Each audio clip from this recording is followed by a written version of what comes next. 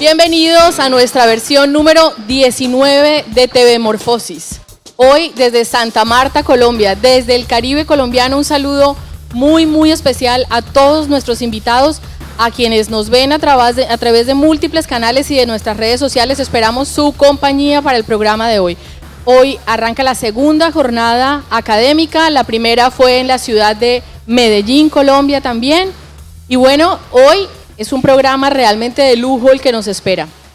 En el primer capítulo de este programa tendremos Entender la televisión actual, las nuevas plataformas, la televisión educativa, el eduentretenimiento y los cambios en el ecosistema audiovisual. Antes de dar inicio, queremos agradecer muchísimo a las entidades que han hecho posible TV Morfosis en esta nueva versión audaz, que significó un gran esfuerzo para el canal universitario Zoom, organizador en 2 ciudades del país, en Medellín y Santa Marta. Así que de verdad un fuerte aplauso cuando terminemos para las entidades que lo han hecho posible. Nuestra anfitriona, la Universidad del Magdalena, que nos ha prestado este bellísimo escenario natural para nuestros paneles de hoy, a la Universidad Uniminuto, a la Universidad Surcolombiana de la ciudad de Neiva, en el departamento del Huila, que esperamos nos acoja pronto también en una próxima versión de TV Morfosis Colombia, a la Universidad EXI de Bogotá, que también nos ha apoyado, a la ESAP, que es la Escuela Superior de Administración Pública de nuestro país. Bueno, sin más preámbulos, quiero también dar un agradecimiento muy especial a la Autoridad Nacional de Televisión, que viene ya apoyando a lo largo del desarrollo de TV Morfosis Colombia la realización del evento. Este año el apoyo en cabeza de la directora Ángela Mora y de nuestra comisionada que representa a las universidades, Olga Castaño. Tenemos para iniciar la jornada de la tarde un tema que es de mucho interés y que básicamente trabaja el tema de los formatos audiovisuales. ¿Qué tipos de formatos y relatos pueden marcar una diferencia en la televisión actual? Y para eso quiero que conozcamos a los panelistas que nos acompañarán en esta discusión y en esta reflexión.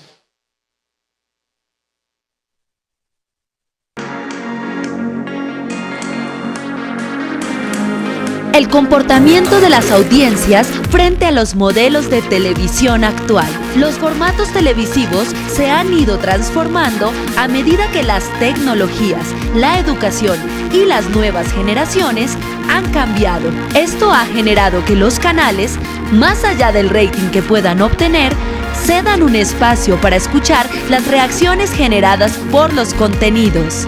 ¿Qué papel está ejerciendo el defensor del televidente? ¿Se realiza un seguimiento sobre las manifestaciones del usuario? ¿Qué retos representan la inmediatez y la multimedialidad en los diferentes medios de comunicación?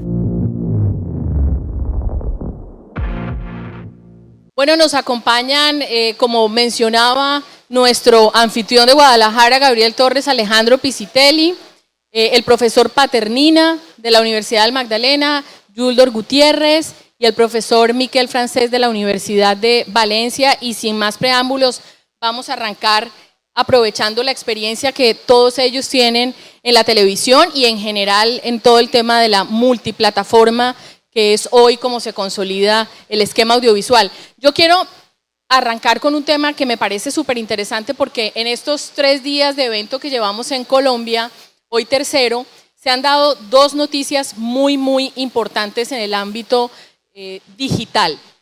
La primera de ellas, Disney ha retirado o piensa retirar todos sus contenidos de Netflix. Ha tomado la decisión de tener un streaming propio y eso seguramente tendrá algunas consecuencias que quiero discutir con ustedes y ver su percepción. Y la segunda noticia, que tiene que ver con el día de hoy, 10 de agosto, es que Facebook ha lanzado en parte de su portal una sección especial, que es la plataforma Watch, una especie de YouTube en Facebook, que ya ha comprado, según la información que ha dado el portal el día de hoy, la red social Facebook ha anunciado que ha comprado parte de los derechos del béisbol norteamericano, que nosotros sabemos lo que mueve para Estados Unidos, y ha anunciado que por ahora la plataforma funcionará Watch solamente para Estados Unidos. Pero yo quisiera que a partir de estas dos noticias empecemos un poco a discutir cuál es la percepción que ustedes tienen de estos movimientos en el mercado, porque obviamente las dos noticias tienen que ver precisamente con la forma en que se están dando los relatos, los formatos y cómo esto se va transformando actualmente de una manera vertiginosa. Y quisiera arrancar por la percepción y opinión del profesor Piscitelli sobre estas dos noticias y lo que eso significa para el tema. Bueno, gracias Alejandra, gracias a TV Morfosis, gracias sobre todo a la Universidad de Magdalena, las palabras del rector, que fueron muy inspiradoras, muy concretas. Respecto de la noticia, fíjense, estamos haciendo una actividad que empezamos hace 2 días en Medellín, hoy estamos acá en Santa Marta y estamos hablando de algo que está pasando hoy.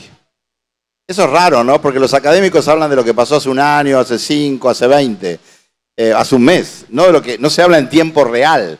Entonces, el hecho de que estemos hablando en tiempo real de un fenómeno ya nos está diciendo algo acerca de los cambios de la temporalidad.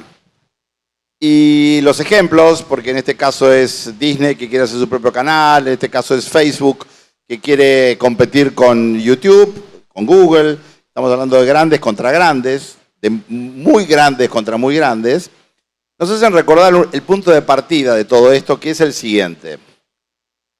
Nosotros somos todos hijos de Descartes, un filósofo que vivió en el siglo XVII. Somos todos dualistas. Todos pensamos que las cosas son buenas o malas. Que la televisión va a prosperar o se va a morir. También nos gusta mucho hablar del fin de todo, ¿no? Del fin de la televisión, del fin del matrimonio, del fin de las mujeres. No, eso no, nunca. Entonces, ¿a qué viene esta cuestión? Que durante 2 décadas venimos hablando de la muerte de la televisión y ahora lo que estamos hablando es de la reinvención de la televisión. Pero la reinvención de la televisión tiene mucho que ver con una frase de McLuhan de hace mucho tiempo que decía que cada medio, cuando se metamorfosea, cuando viene uno nuevo, adquiere nuevas características. La televisión tiene 60, 70 años de vida y pasó por 3 fases totalmente distintas. Hay algo que se llamó la paleotelevisión, que era la televisión del canal único, la televisión de la parrilla dura, la televisión de las 4 o 5 horas de transmisión por día. Y eso duró hasta los años 90, prácticamente de los 50, 60 en América Latina hasta los 90. Después vino la neotelevisión. La neotelevisión tiene que ver con MTV, tiene que ver con un menú a la carta, tiene que ver con algún intento de interacción con la audiencia, con los públicos. Y de pronto, como un rayo que cae del cielo, apareció la post-televisión o la hipertelevisión, que tiene mucho que ver con los años 2000, 2005 y con la aparición de la banda ancha. Cuando aparece la banda ancha, piensen que Netflix, por ejemplo, que es el gran OTT de este momento, ya tiene como 15 años. Y Netflix no nació haciendo programación a la carta, sino que nació mandando por correo VHS y DVD a la gente. Se metamorfoseó.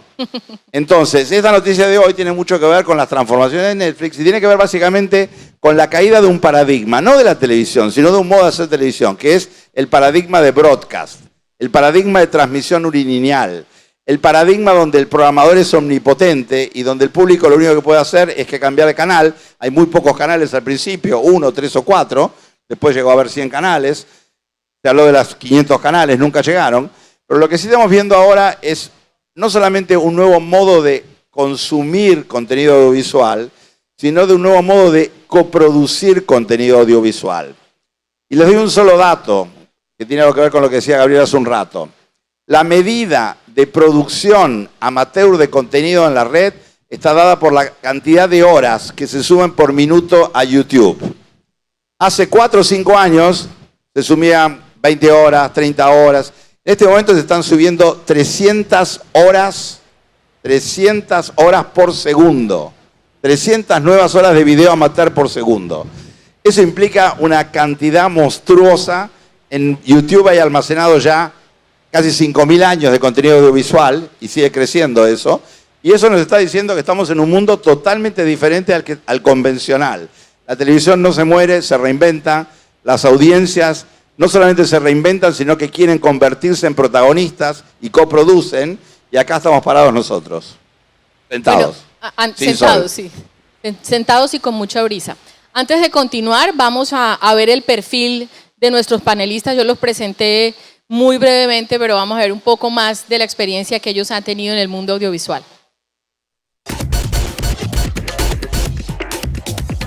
Alejandro Piscitelli, exdirector ejecutivo de Educ.ar, portal educativo del Estado argentino.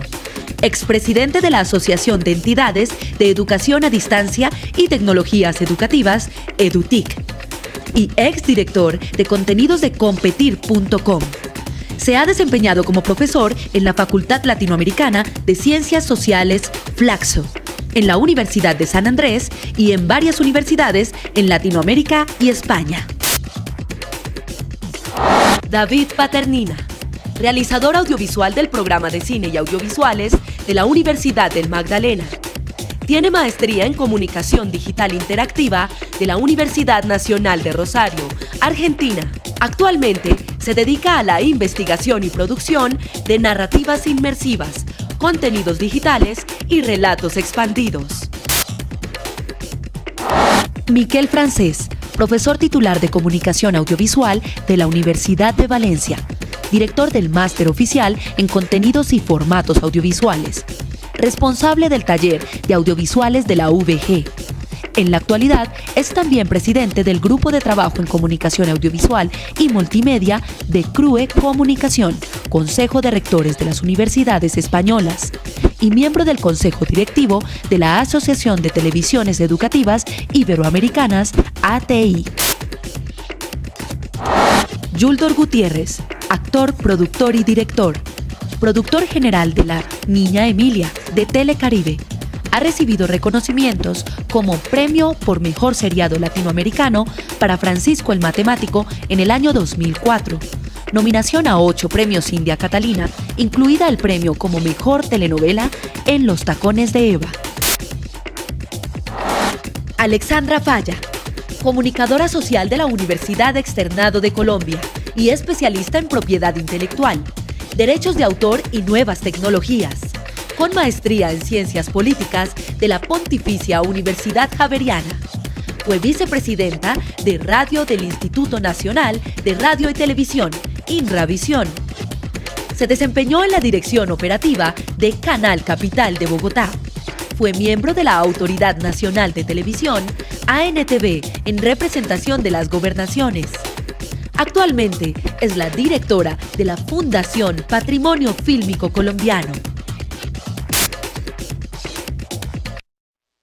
Bueno, continuemos ahora con el profesor Paternina, un poco su visión y percepción sobre los movimientos del mercado en la industria audiovisual y digital de estos días. Bueno, muy buenas tardes.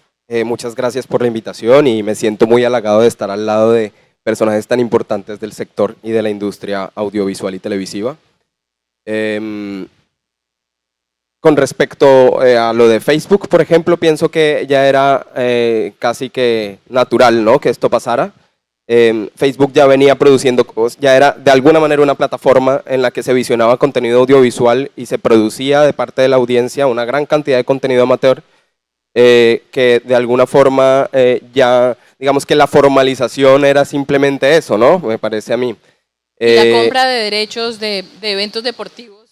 Bueno, sumándole que tiene los derechos, pero de alguna manera también me parece que más que un intento por la competencia con otras plataformas, creo que también hay como una interacción distinta de los contenidos. Los contenidos audiovisuales en Facebook, sí, como, de alguna manera al estar ahí inmersos entre otra cantidad de formas discursivas, entre otros lenguajes, va a permitir, digamos, una forma de producción distinta a la que podría tener YouTube, a la que podría tener otras plataformas de contenido de video, y me parece a mí más orientada a esos contenidos muy cortos, que son los que hoy en día inundan la red social, ¿no? Vemos que cada vez hay muchos más contenidos de 1 minuto, de 30 segundos, de 2 minutos, esos microcontenidos que permiten, digamos, la visualización de no solamente el video o la cápsula audiovisual, sino la interacción con otras formas discursivas que se encuentran en la red social, que de alguna manera a mí me parece, o se le podría llamar que es como una especie de plaza pública digital, ¿no? En donde se encuentran una innumerable cantidad de interacciones en términos de las relaciones sociales y en términos también de la producción de contenido y de la producción de sentido de la sociedad.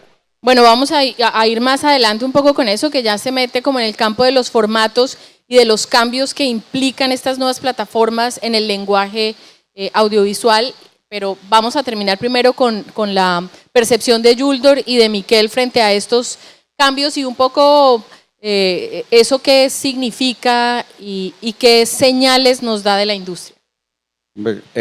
Bueno, muchas gracias a la universidad que quiero muchísimo, a la que estoy vinculado hace mucho tiempo. Soy muy amigo de estos estudiantes y de verdad de mucho corazón, gracias por estar aquí. Este tema, para ponerlo en términos de video, se parece un poco como a Juego de Tronos, ¿verdad? Antes la televisión era el rey, ¿ya? Y mandaba sobre todo. Y para utilizar el ejemplo de Torres, hoy día el reinado se ha dividido, entonces está el rey del norte, el rey del sur, el rey... Entonces estamos divididos en varios reinados, llámese Google, llámese las otras plataformas, o llámese YouTube, o llámese cualquiera de ellos.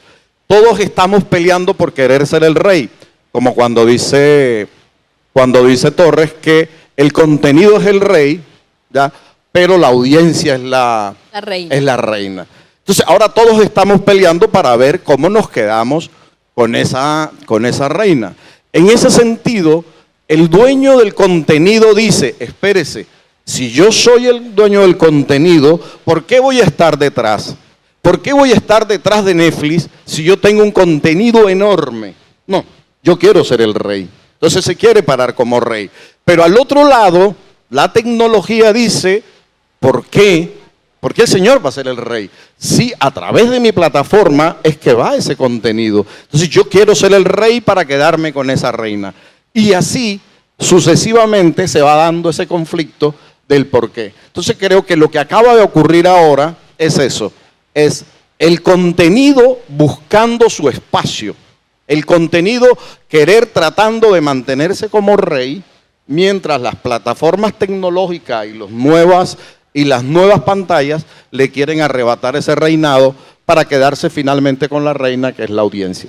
De hecho, hoy siempre decimos que el contenido es el rey, pero vemos que no solamente el contenido es el rey, sino que puede haber varios, pero yo creo que de pronto no va a haber una sola reina.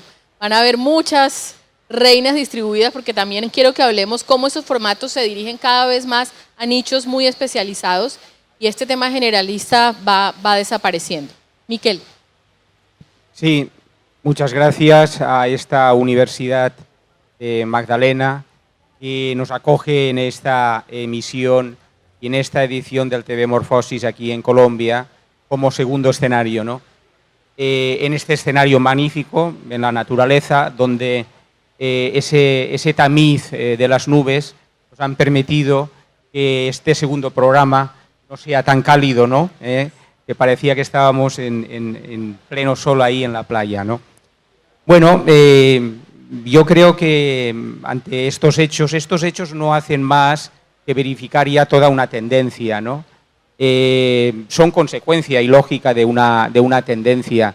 Y este flujo de migraciones se produce por algo muy sencillo, ¿no? Que hasta ahora esas audiencias o reinas que decís ahora aquí eran unas audiencias dentro del marco global, eran unas audiencias territoriales, ¿no? A partir de que esto coge una escala mayor y que las audiencias se multiplican, mirar los miles de millones que tiene Netflix, etcétera, cualquier plataforma, pues claro, no es que cambie el mapping, cambia la escala económica, cambia todo.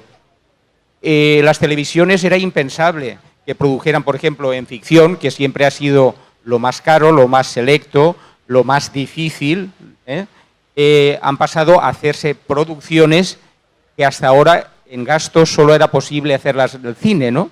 Y eso lo vemos ya en la televisión. Ni los grandes canales llegaban a eso. ¿Por qué? Porque se ha escalado la economía. Entonces, estos contenedores que ya tienen una audiencia mundial han permitido que este cambio esté ahí. y que ponga, no voy a decir en jaque mate, ¿no?, ya que estamos en reinos, reinas, peones y demás y en el ajedrez, pero que sí que realmente estamos en un cambio de ciclo. Está claro que estos son las primeras pautas de este cambio de ciclo.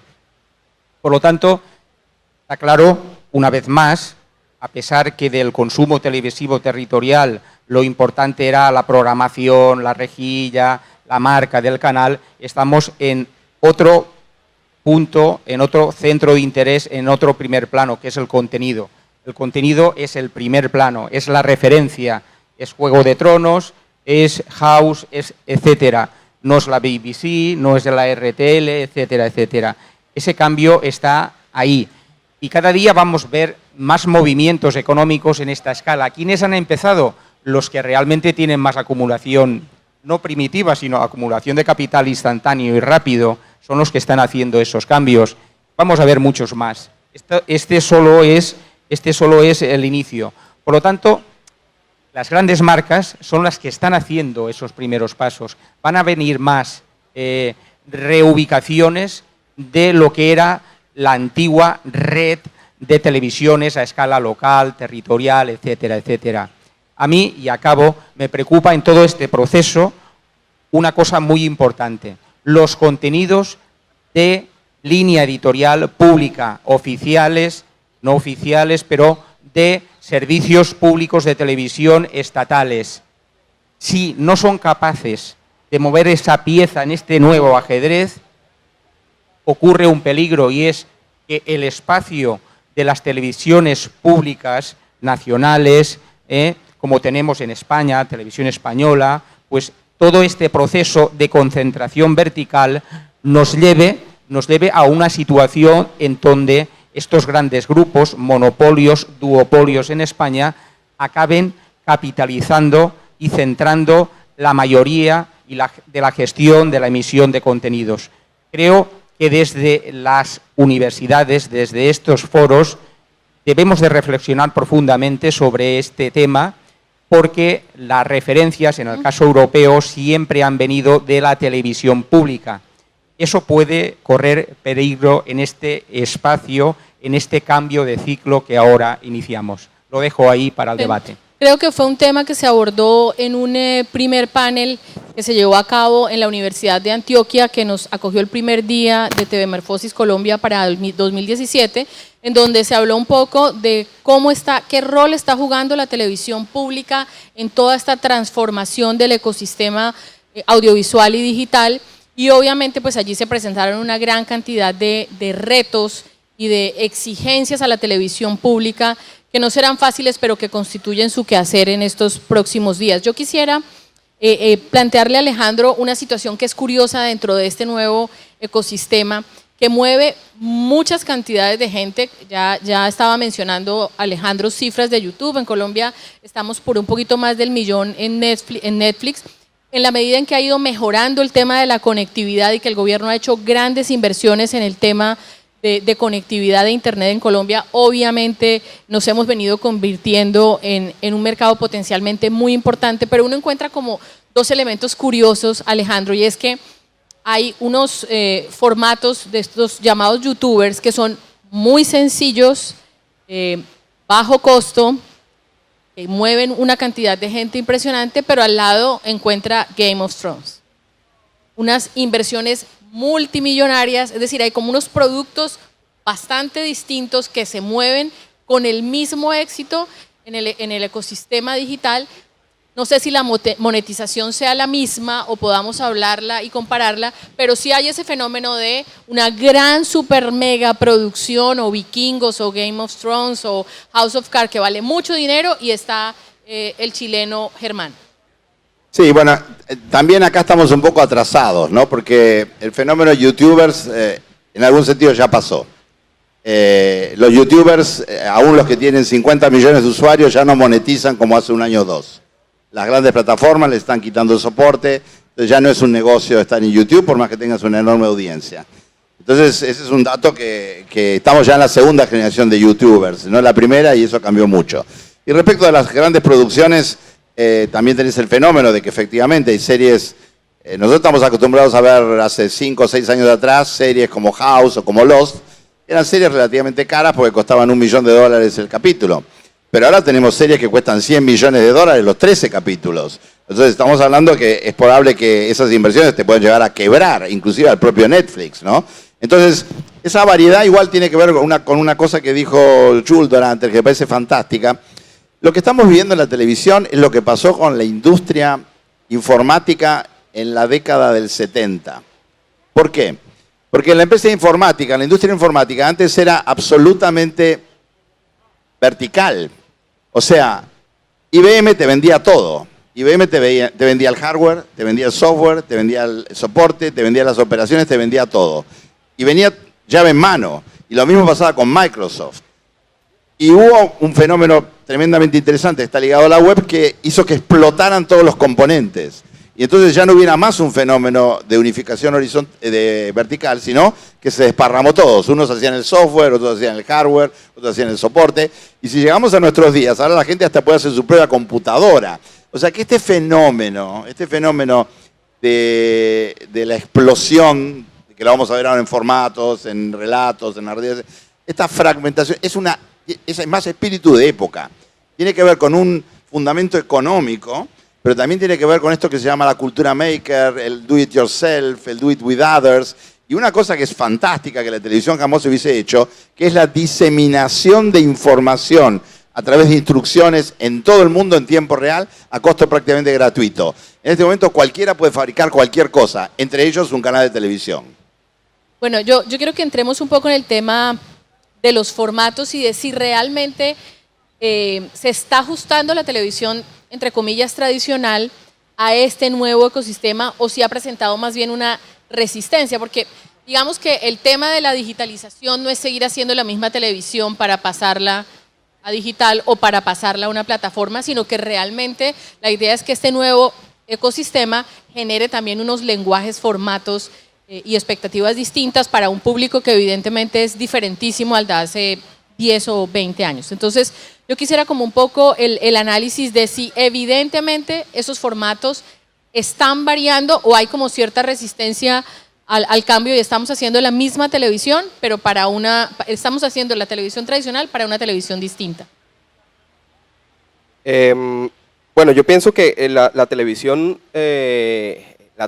tradicional todavía tiene una audiencia, que es una audiencia que de alguna manera todavía demanda esos contenidos. Ahora, hay unas nuevas organizaciones de la televisión, hay unas reorganizaciones y unas resignificaciones de la manera en que se hace la televisión, de la manera en que se entiende la televisión, en donde ahí es crucial, digamos, también entender cómo es que las audiencias se transformaron. Y, pienso que la televisión sí está evidentemente adaptándose a las transformaciones.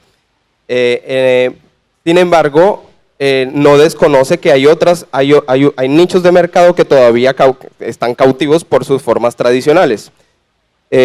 No desconoce esos sectores, pero hay que tener en cuenta que las audiencias hoy en día requieren capacidad de exploración del relato, requieren, ya no, digamos, hay unas nuevas audiencias, unas nuevas generaciones que no están fidelizadas con una única pantalla, entonces requiere que la televisión lo que tiene que hacer de alguna manera, o lo que ha venido haciendo es utilizar y soportarse, complementar sus contenidos, transmedializarlos y darle a la audiencia la posibilidad de participar, de hacer recorridos distintos en diferentes formatos, en diferentes pantallas.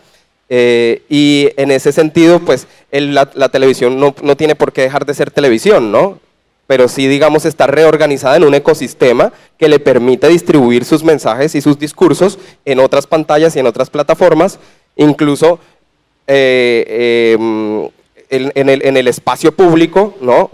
Con casos como los videojuegos en realidad aumentada, que requieren de que la audiencia haga recorridos en el espacio público para fortalecer un mensaje que viene tal vez de una pantalla estática o tradicional, que podría ser la televisión o el cine, o bueno, ¿no? Entonces digamos que ahí pienso que la cosa es más de reorganización en ese ecosistema, de resignificación y de entender la audiencia y los recorridos de la audiencia.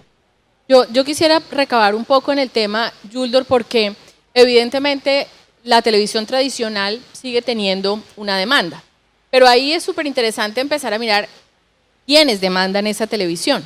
Y si hacemos un poquito de futurología, ¿qué va a pasar en 20 años si seguimos haciendo lo mismo cuando estos que hoy demandan esta tradicional, pues ya no consuman?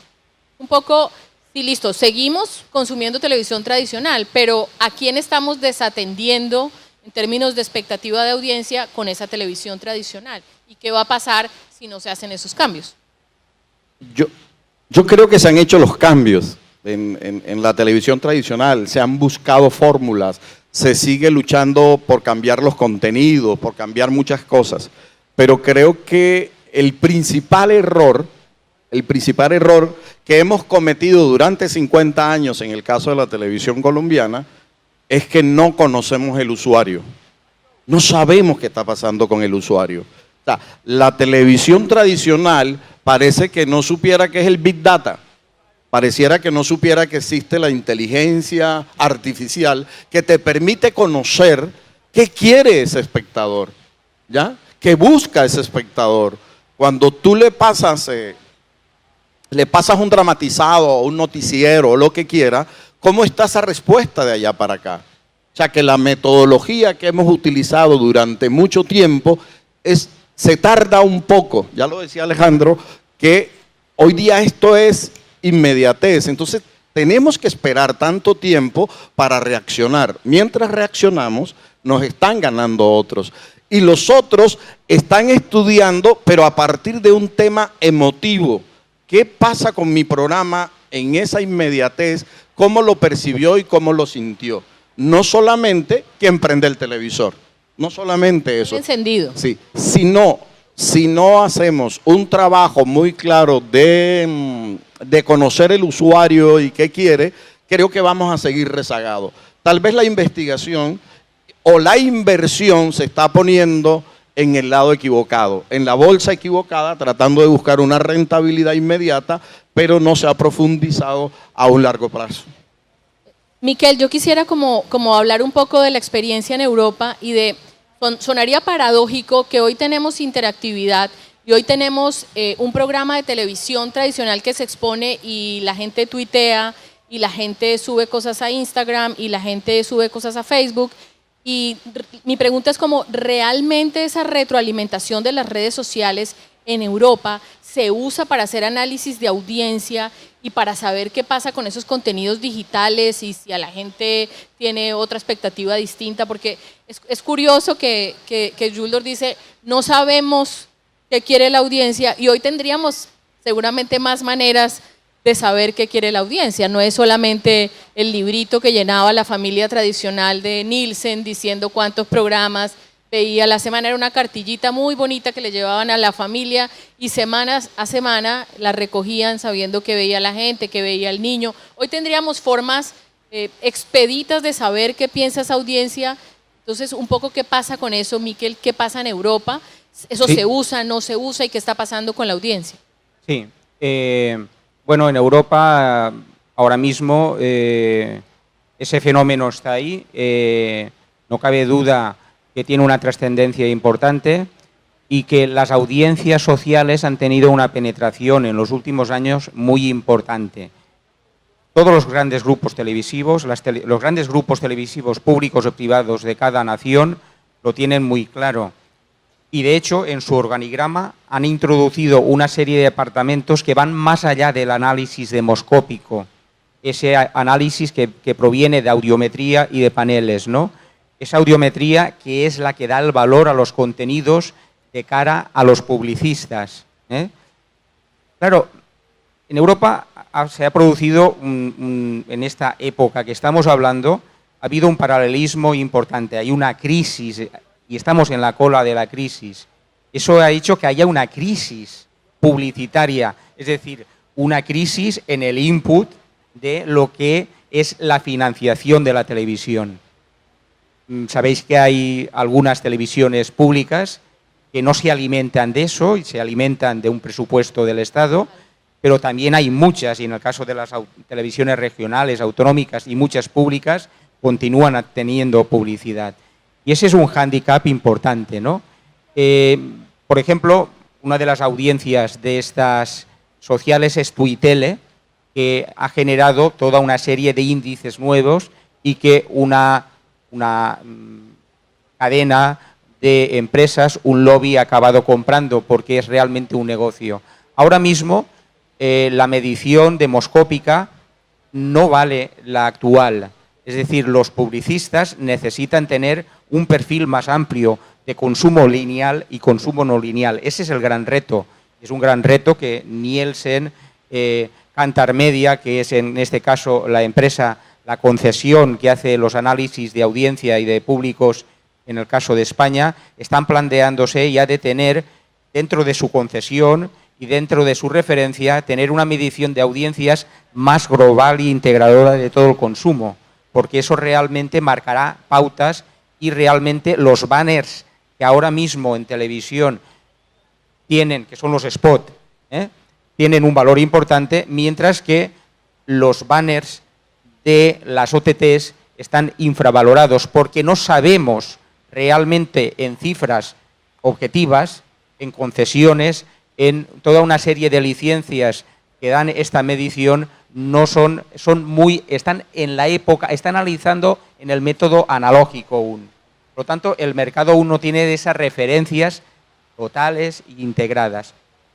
¿Eso qué es lo que ha producido? Pues que la dieta, voy a decir un poco muy sintéticamente, esa dieta de consumo mediático europeo, que era la de los 3/3, es decir, vamos a hablar de macrogéneros, 1/3 para el entretenimiento, 1/3 para la ficción, 1/3 para la información.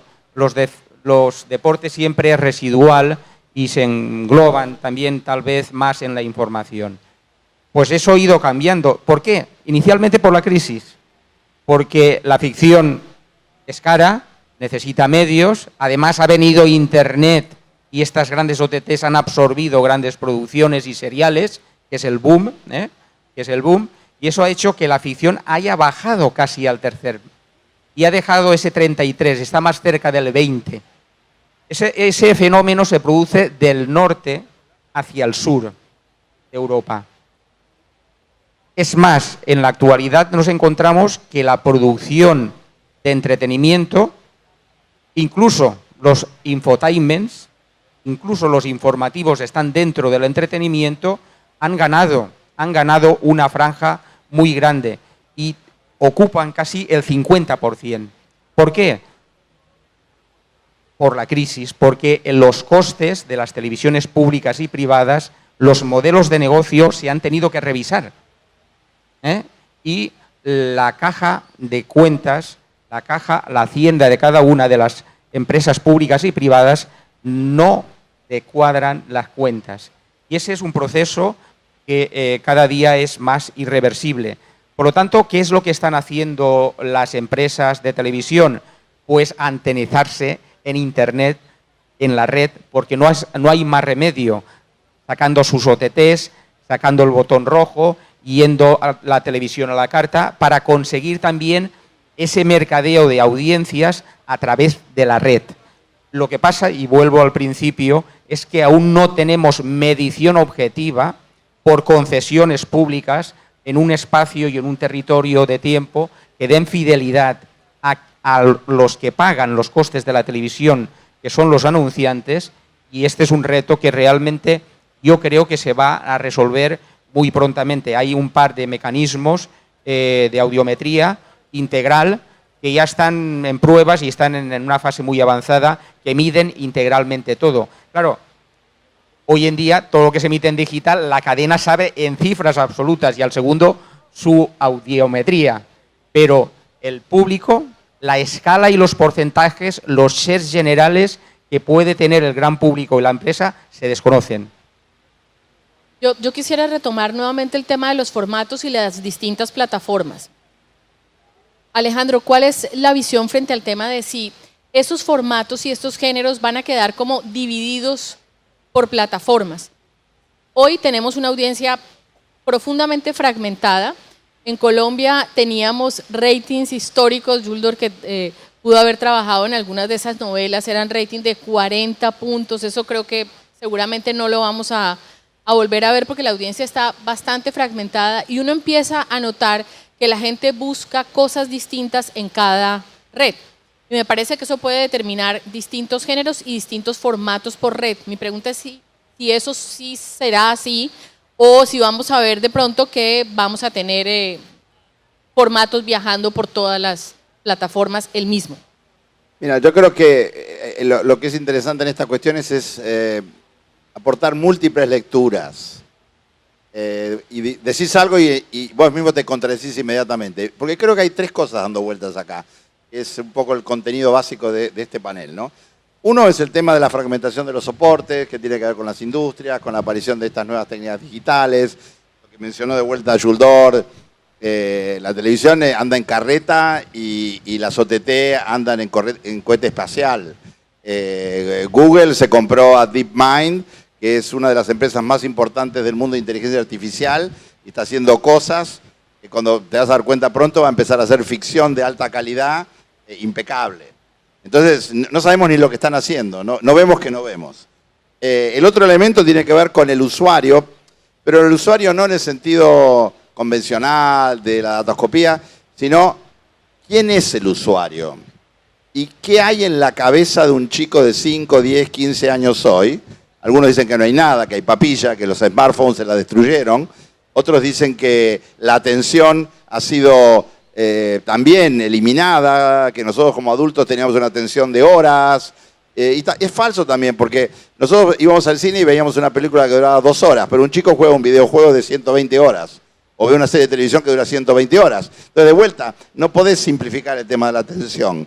Pero ahí hay toda una cuestión de psicotecnología que es muy importante. Pero lo más fascinante de todo, y que nos deja perplejos, absolutamente perplejos, es el tema de la necesidad que tenemos de escuchar que nos cuenten historias, de la necesidad que tenemos de narrativas. Y ahí hay unos autores españoles, Jordi Bayó es uno de ellos, un catalán, que tiene 3 o 4 libros. El más interesante se llama La semilla inmortal. Y en La semilla inmortal lo que dice Bayó es que hay 19 historias básicas en la humanidad. Que todas las historias que estamos contando son 19 variantes acerca de esas 19 historias básicas, que son todas mitos griegos, ¿no? Y es probable que tenga razón, es probable que todo... Y él da en ese libro ejemplos de centenares de películas que siguen esa matriz. Entonces, eso es súper interesante porque estaría mostrando 2 cosas. Estaría mostrando, por un lado, que siempre las historias son las mismas, pero también estaría mostrando que nos gusta que nos cuenten las mismas historias de distintos modos. Y como nos gusta que nos cuenten las mismas historias de distintos modos, aparece esta idea del remix, aparece esta idea del transmedia, aparece sorpresivamente, venía en el avión, lo dije el otro día en Antioquia, pero era otra cosa, vi sin querer una biografía de Cole Porter. Y Cole Porter es un personaje increíble, que es un tipo, un bon vivant, un tipo que no le fue demasiado bien en Hollywood, en Broadway, pero de repente la obra más importante de Cole Porter se llama Kiss Kiss Kate. Y Kiss Kiss Kate es una versión musical de La Doma de la Bravía, de Shakespeare. Entonces vos te ves en el año 56 en un musical de Broadway a Shakespeare contado de una manera maravillosa. Entonces yo creo que lo interesante de este momento histórico es la proliferación, es la variedad, es la dispersión, es el rizoma, es lo que Carlos Scolari llama con mucha pertinencia la explosión cámbrica de los nuevos medios, formatos y soportes. En esta explosión creativa también, porque tiene que haber mucha creatividad, ¿qué hará la diferencia? Es decir, ¿qué hace que un producto pueda ser exitoso y otro no lo sea?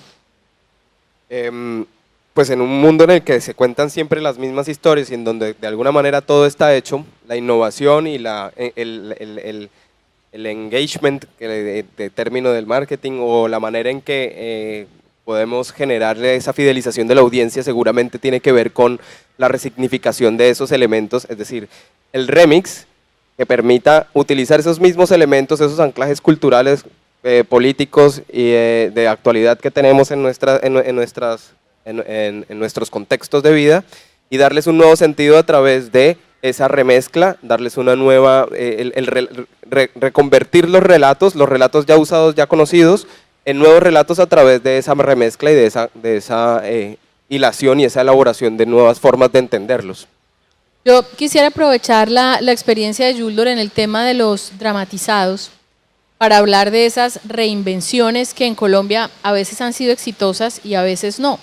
Es decir, hemos tenido los famosos remake de novelas que hace 30 años fueron un hit y que de pronto cero no le llegan a la gente de hoy. Y hemos tenido otros remake que de pronto resultan siendo una bomba y el niño de 6 años también le encanta. Entonces, un poco, ¿cuáles pueden ser las causas de eso desde la perspectiva de la importancia que ha tenido para Colombia el tema de los dramatizados y las telenovelas? Yo tengo una experiencia desde saber estar en un programa o en una novela en primer lugar y tú preguntas en un auditorio de esto quién la está viendo y la están viendo todos. Hoy precisamente estamos en el mismo programa en primer lugar y tú preguntas quiénes los han visto y lo han visto muy pocos. Lo están viendo muy pocos. Pero si pregunto quiénes tienen Facebook o quiénes tienen plataforma y todos van a levantar la mano, digamos.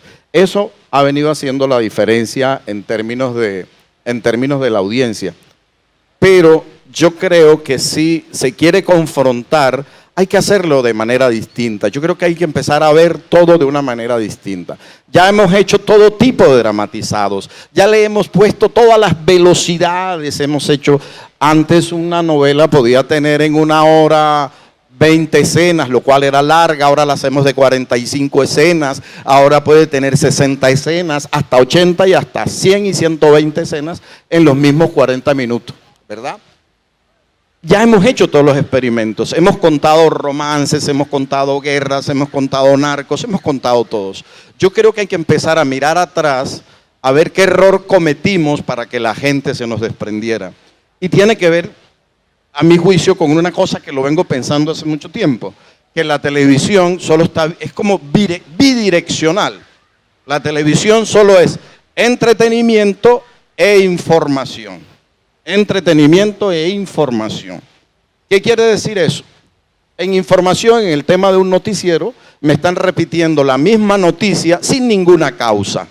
O sea, yo todos los días me doy cuenta que metieron preso a alguien por corrupción, al alcalde, después al gobernador, después al presidente, y todo sigue como ese camino, como un camino como histérico acerca de eso, pero no hay ninguna solución. O sea, la televisión, aunque no sea su compromiso, pero no está buscando otra vía, una tercera vía que sea la solución. Esa es una posibilidad. La otra, que siempre le hemos quitado ese compromiso a la televisión de ser educativa. A lo mejor llegó el momento de pensar en eso, en brindar otra vía. O sea, entretenimiento, información educativa, dar soluciones, buscar una vía. Yo me pegaría a un canal privado que no solamente me hable de que el promedio de delincuencia en Bogotá es más alto que en Barranquilla, que en Cali o Medellín, sino que ese mismo medio me dé una manera de solucionar el problema. En la medida que eso pase, yo voy a amar ese canal, yo voy a querer verlo porque me está ofreciendo algo, porque me está entregando algo. No solamente un canal público, no solamente un canal educativo, sino el canal privado en esa medida va a tener una relación directa con el espectador. A lo mejor no podrá tener lo que tiene Facebook o lo que tiene YouTube, a lo mejor eso no lo va a poder hacer, porque las inversiones son muy altas, pero sí, a partir de esa pequeña audiencia que tengo, devolver algo de lo que te están dando. No seguir pensando únicamente en la rentabilidad, solo la rentabilidad y solo la rentabilidad, sino buscar varios caminos para dar esa batalla, ¿verdad? En la medida que la televisión abra ese espectro, muy seguramente la gente va a estar mucho más pegada a esa pantallita. ¿Como reconstruir una relación afectiva que se ha roto un poco? Sí, ¿sí? Es que la relación se rompió en la medida que el noticiero cada vez es más amarillista únicamente y te pasa información y por lo tanto no hay una respuesta, ¿verdad? No hay una solución. Ya yo me cansé de ver el noticiero porque es que siempre es lo mismo, no pasa nada, no hay una solución. Es en ese camino. Los jóvenes que abandonamos, sobre todo en Latinoamérica, se los entregamos a la televisión americana. Digamos, se los entregamos a Nickelodeon o a todos los programas infantiles. Nosotros abandonamos esa franja, por lo tanto esos jóvenes no nos van a ver, porque no tienen un apego, no tienen una cercanía con esa nueva televisión. Hoy ese niño joven ya no tiene un referente colombiano para verte, ¿ya? ¿Por qué? Porque lo soltamos desde muy joven, ya no hay manera. Entonces, la rentabilidad solo se vio en términos económicos y en términos de pesos. Nunca se pensó que trabajar sobre esa franja infantil y esa franja juvenil era rentable. A futuro. A futuro. Claro. Eso era una inversión. No solamente lo que hace hacer la registradora clic, clic, clic es rentable. Lo otro también es rentable. Es una inversión a futuro. Miquel, ¿cómo probar, cómo innovar en términos de nuevos formatos en este nuevo escenario del ecosistema digital? Bueno, la innovación siempre viene en el qué, en el contenido, en la construcción de ese contenido. Para innovar, siempre tenemos, para hacer cosas futuribles, siempre tenemos que mirar el pasado. Siempre tenemos que mirar esa hemeroteca, ese canal nostalgia y mirar el cómo. Es muy sencillo, aunque es muy complejo. El truco de todo está en cómo contar las historias, cómo contar la noticia, cómo contar un documental, cómo contar la ficción. En esas estrategias son claves. Por lo tanto, quien innova contenidos y es productor dependiente o es productor público desde una cadena pública, lo que debe de hacer ahora es que los tiempos en los cuales nos movemos son unos tiempos de cambio de ciclo y que no podemos vivir de renta ya. Ha habido ciclos largos en donde hemos vivido de renta y entonces todo iba bien. Entonces, lo comentábamos esta mañana en un taller, aquello que funciona no lo toques. Ese ya no es un lema, no es una ley de oro en la producción audiovisual, sino todo lo contrario. Aquello que funciona lo debes de tocar todos los días, lo debes replantear, tienes que enriquecerlo. Para que no se sature. Tienes que enriquecerlo, tienes que saber muy bien, porque ahora ya no está en programar, contraprogramar en 5, en 6, en 7 pantallas. Son muchas las pantallas. Y los formatos, pues ahora hablábamos aquí, no, pues la ficción va a ir, lo que era cine, que entró en la televisión, ahora va a ir a las OTTs. Bueno, eso es impredecible, no sabemos lo que puede pasar, porque lo que está claro es que va a haber una doble convivencia en formatos lineales. Y si vemos los índices de consumo televisivo, los grandes índices en el periodo de crisis en el que estamos han subido mucho y la población que consume de manera lineal más televisión es la población mayor de 50 años y es un público que tiene capacidad adquisitiva más que los sectores bajos, por muchas razones. Entonces, estamos abocados, y eso los que hacen las macrocuentas, públicas o privadas, de los grandes grupos lo saben muy bien. Vamos a entrar en un terreno de convivencia larga, porque la televisión ni ha muerto y tiene mucha vida, y lo que es el negocio de Internet y ese flujo está empezando. Hay un cambio de tendencia. Empezábamos hablando de que había un cambio de tendencia, pero ese cambio, a la vuelta de que haya 2 o 3 fenómenos más, una caída de un Netflix, una caída de un Google, todos recordáis que Netscape era un gran navegador, y hoy en día yo a los alumnos les pregunto qué es Netscape y ya nadie sabe qué es Netscape.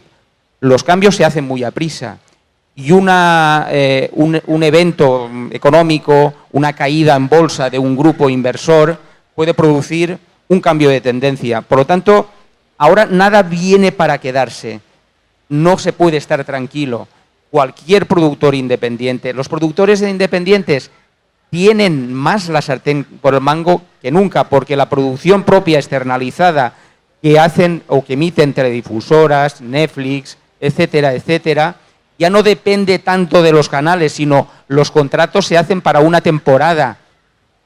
Después, el productor independiente tiene capacidad. Yo creo que en ese sentido hemos ganado. En ese sentido, porque los contenidos tienen más calidad, son más innovadores, porque los canales, la tendencia es conservadurista. Es decir, que ese flujo está cambiando y realmente lo importante es ese flujo diario, esa rutina de producción que está cambiando, pero cambia, como todos los cambios sociales, la tecnología cambia a mucha prisa, pero el flujo, el trabajo en la empresa, lo comentábamos esta mañana, aún tiene excesivos flujos analógicos y eso es no favorece las cosas, pero es así, porque eso es la última parte de este proceso de cambio o, mejor dicho, de adaptación al nuevo ciclo. Más que cambio, siempre es una adaptación al nuevo ciclo.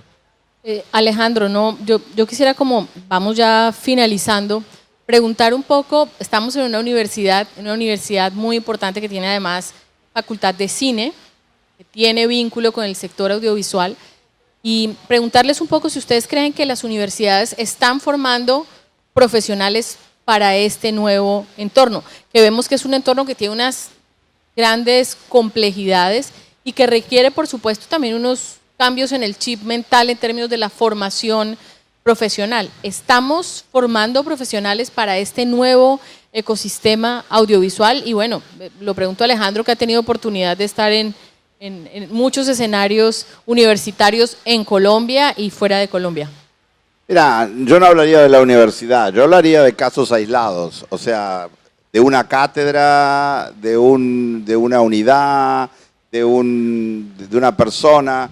Y en esos casos hay contraejemplos. Nosotros en Buenos Aires hace 22 años que tenemos un laboratorio de innovación pedagógica que se llama Datosuba, @Datosuba, y lo que estamos haciendo ahí es justamente entrenar a los alumnos, no en teoría de la comunicación, sino en el diseño de proyectos. No en la historia de la comunicación, sino en una crítica algorítmica de los algoritmos.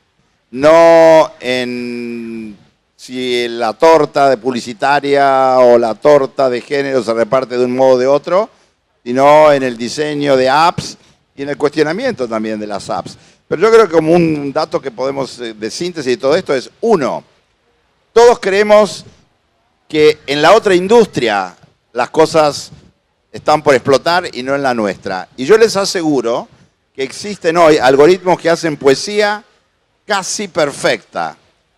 Nos vamos a despertar pasado mañana y vamos a tener algoritmos. Hay uno que se llama Narrative Science, que lo hace para algunas disciplinas, que van a escribir historias perfectas. Así que los guionistas, que son uno de mis más queridos, a mí me hubiese gustado ser consultor en guionistas, de repente se van a quedar sin trabajo. Así que a despertarse, dentro de la universidad, fuera de la universidad, en Magdalena, en Santa Marta, en Guadalajara, donde sea, porque los algoritmos vienen marchando. Bueno, el tiempo en televisión es una espada de Damocles que ya tenemos aquí. Voy a pedirle al profesor Paternina, que además es nuestro anfitrión, una reflexión de 30 segundos sobre nuestro panel para concluir y cerrar y darle paso al próximo, que trabajará específicamente sobre el tema de las audiencias que hemos tocado aquí tangencialmente. 30 segundos. Sí, bueno, la universidad está en ese proceso, está en el proceso de entender. Es un proceso difícil, así como los medios tradicionales han tenido dificultad para adaptarse a las nuevas tendencias de la producción audiovisual, también la academia ha tenido ciertas dificultades para poder acomodarse en la enseñanza y en entender también incluso a sus propios estudiantes, ¿no? y a las demandas también, digamos, discursivas que tienen como creadores de formas de expresión. Pero se está trabajando en eso y sí estamos, yo pienso que empezando a tener frutos en el campo de la formación, en las nuevas formas, en los nuevos medios y en los medios en las narrativas que puedan generar inmersión y recorridos profundos para los usuarios. Bueno, no quiero terminar sin agradecer nuevamente a las entidades que han hecho posible esta versión número 19 de Telemorfosis, a la Autoridad Nacional de Televisión, a la Universidad de Antioquia, que nos acogió en la primera parte de la jornada, a la Universidad del Magdalena, que nos acoge hoy, a la Universidad Minuto de Dios, a la ESAP, a la Universidad EXI, que está cumpliendo 40 años, y a la Universidad Surcolombiana. Creo que aquí hemos tocado puntos muy interesantes, la celeridad con que se está transformando la industria audiovisual exige estar atentos, hacer cambios en lo que tiene que ver con el conocimiento y las mediciones de la audiencia, tener claro el nuevo panorama de audiencias fragmentadas, en donde no vamos a tener solamente la televisión como la hemos conocido, sino una nueva televisión que se mueve de manera convergente y en múltiples pantallas. Creo que me resta solamente agradecerle muchísimo a los panelistas que nos han acompañado en la primera jornada en la ciudad de Santa Marta, sus aportes, su conocimiento, la sencillez con la que han expresado todas sus posiciones frente a un tema que como sabemos tiene una complejidad y tiene grandes retos. Quiero terminar, por supuesto, exaltando algo que ha mencionado Miquel y que ha sido trabajado, pero que es importante mencionar, y es el tema de la televisión pública y el rol que juega para nosotros, para Latinoamérica y para el mundo entero. La televisión pública es lo que construye la identidad cultural de nuestros pueblos, así que este también constituye un llamado a la televisión pública para atender todas estas transformaciones y estos cambios y hacer que sigamos conectados. Muchas gracias a la audiencia que nos ha acompañado aquí, a quienes nos han acompañado a través de las redes sociales y de la transmisión en distintos canales que nos han acompañado, como el canal 44 de Guadalajara, el canal Zoom, el canal Telecaribe, que nos está apoyando en todo el tema de la producción. Muchas gracias, buenas tardes.